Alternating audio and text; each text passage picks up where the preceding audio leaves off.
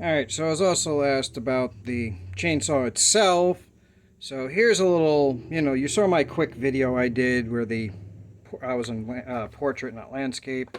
Well, now I'm able to set up a little kind of area here to show you what's inside. So we have the manual here, which is pretty decent. I would still look at like YouTube videos at some of this stuff because the pictures are not the greatest. I mean, I was looking to see which way the chain goes, which way this thing cuts. And yeah, they're like, oh, the chain link goes this direction, but that image doesn't help. There's no icons anywhere. There's nothing to say this is the way it goes. So I kind of guessed and hoped for the best, and it seems to have worked. I've used this thing a lot since the last video, and it hasn't been that long. I've been cutting branches left and right. So basically when you get this, it's all in pieces. This isn't attached. The chain's in bags, as you saw, blah, blah, blah. You can watch that video. So the basics, assembly is you have your bar wrench right here. This is kind of a pain in the rear to do when you're not paying attention, but trying to do this on camera. I'm not going to take this apart because I finally got this thing tensioned correctly and I don't want to lose it again. So basically, you put your bar in. There's a little tension bolt right here. That is down here. That is a very poor place for something like that.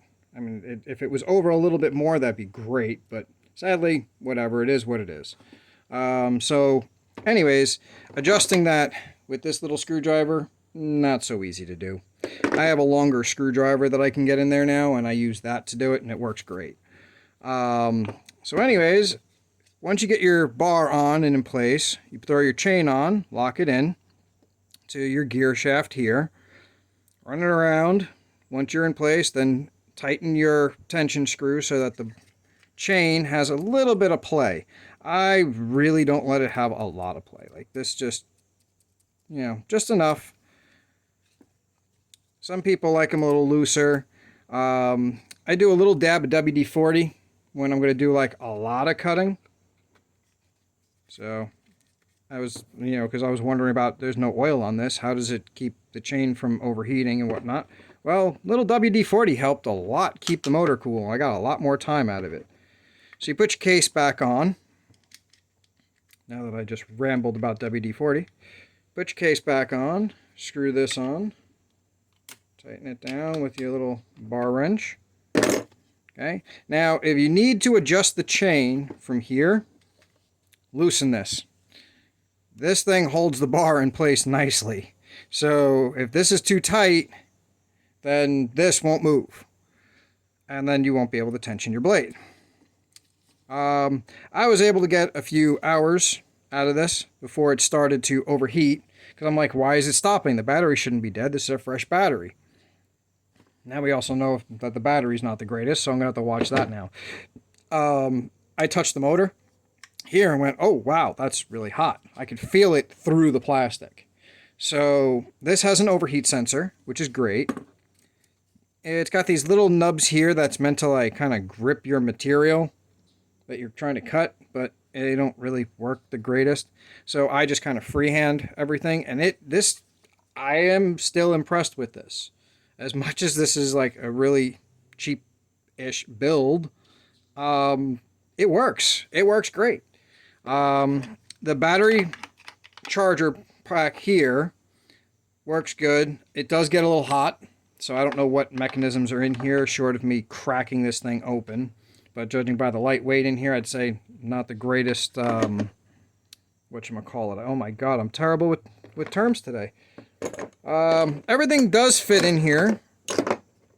Yeah, you can fit this in here like so. Your battery can go there if you want. I really didn't use the little safety bar that much, or whatever you want to call this little thing that goes up here.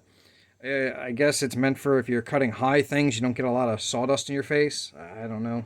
But otherwise, it's kind of useless. The extra blade fits in nicely right here. The current battery that's charged is here. the one that I'm using, I just kind of squish on top of here. And that's basically it. I mean, the manual, however, you kind of have to fold into a little origami here. Get it in the right spot. Then you can close this up. And you're off to the races to take this wherever you want to go. So that's basically it. I mean, I wasn't able to do this originally because I was like super excited. My garage is getting really humid. The stickers are peeling off. Yeah, so that's that. Gives you the basic deals. Hope you enjoyed this, and till next time.